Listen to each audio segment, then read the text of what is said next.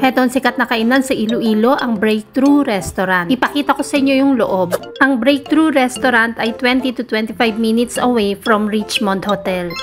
Hindi kalayuan, madali lang itong puntahan at pwede kayong mag-grab. Heto mismo yung address ng restaurant at kung magka-car rent naman kayo, siguradong alam ito ng driver na maghahatid sa inyo kasi sikat na sikat ang Breakthrough Restaurant sa Iloilo.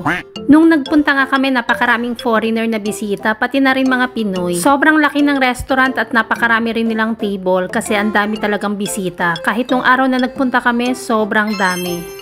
Dito ka pwedeng mag-check ng menu sa area na to kung gusto mo makita yung itsura ng mga food in case hindi ka familiar sa mga nakasulat sa menu. Pero may mga picture din naman dun sa menu list nila. Hindi kami masyadong umorder dito, kaunti lang kasi mga busog pa kami, ang dami pa naming nakain nung umaga. Puro kain lang kasi gagawin mo pag nasa Pinas ka. Isa sa dahilan kung bakit maraming bumibisita sa Breakthrough Restaurant dahil sigurado kang fresh yung mga ihahain nilang seafood sa'yo. Dito mismo sa loob ng restaurant makikita mo yung mga lobsters, yung mga fish na hinahango nila para lutuin sa mga customers na order. Fresh na fresh at ang lulusog pa ng mga isda. Nakakatakam orderin. Heto yung table namin at sobrang daming tao. Doon kami napaupo malapit sa seaside. At okay na okay ito na meron silang suka na maraming sili kasi gagamitin ko yan mamaya. Habang nag-aantay ng food, nagmasid-masid muna ako sa paligid. Meron ako nakitang puno ng nyug. At marami silang puno at halaman sa loob. Mula dito sa side na to, pwede kang lumabas ng pinto at puntahan yung dagat. Meron din silang maliit na playground para sa mga bata kung may kasama kang kids. Napakalawak talaga nitong resto. Ang kinukuhanan ko lang yung walang bisita. At ito na yung mga food na in-order namin. Siguro nag-antay kami ng mga 30 minutes. Ito lang yung natandaan ko ang tawag, adobong pusit. Tapos yung iba ay nakalimutan ko na. 4 na klase lang yung in-order ko kasi mga busog pa nga kami. At wala akong in-order na karne, puro seafoods lang kasi nga puro senior ang kasama ko.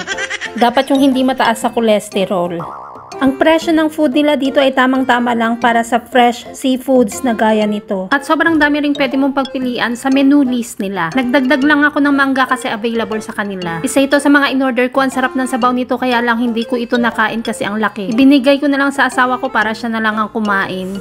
Bawat restaurant na pinupuntahan ko, chinecheck ko ang restroom. At okay ang restroom nila rito, may tagalinis, kompleto ng sabon, may tissue, at marami ring tissue sa loob. In case ayaw mo naman magpunta ng restroom at gusto mo lang maghugas ng kamay, marami akong nakitang hugasan ng kamay sa gilid. At magandang naisip nila yan, okay na okay yun sa akin.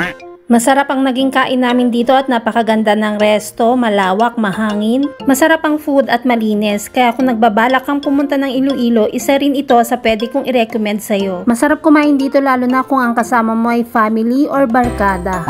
Kung gusto mo pa ng mga ganitong kwento, huwag mong kalimutang i-like and share ang video ko. O siya, sa susunod na kwentuhan ulit, anyong!